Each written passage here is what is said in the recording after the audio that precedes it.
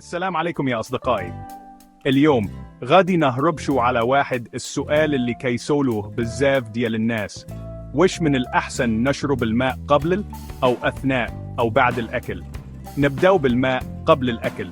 بعض الناس كيشوفوا بلي ملي كينوضوا نشربوا الماء قبل ما ناكلوا كنحسوا بالشبع وكناكلوا أقل، ولكن انتبهوا، شرب الماء بزاف قبل الأكل مباشرة ممكن يخفف من حموضة المعدة، وهذا الشيء ممكن يبطئ عملية الهضم ويخليكم تحسوا بالانتفاخ، وماشي شي حاجة زوينة صراحة. دابا نشوفوا شرب الماء أثناء الأكل تقريبا نفس الشيء. شرب شوية ديال الماء ماشي مشكل، ولكن شرب كمية كبيرة ديال الماء وأنت كتاكل ممكن يأثر على الإنزيمات الهاضمة. الجسم ديالنا كيحتاج هذه الإنزيمات باش يكسر الطعام بشكل صحيح، وهذا الشيء ممكن يؤدي إلى عسر الهضم أو داك الشعور بالثقل.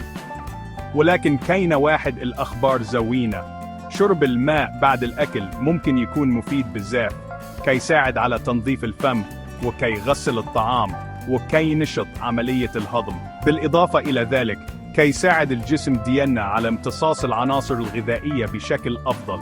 لذلك فالمرة الجاية اللي غادي تجلسوا فيها للأكل تذكروا شرب شوية ديال الماء قبل وأثناء الأكل ماشي مشكل، ولكن الفوائد الحقيقية كتجي من بعد الأكل. حافظوا على قوة الهضم ديالكم. شكرا على المشاهدة. إذا عجبتكم هذه المعلومات ديروا لايك واشتركوا في القناة باش تشوفوا المزيد من النصائح والمعلومات المفيدة. حافظوا على ترطيب الجسم ديالكم وعلى صحتكم. إلى اللقاء في فيديو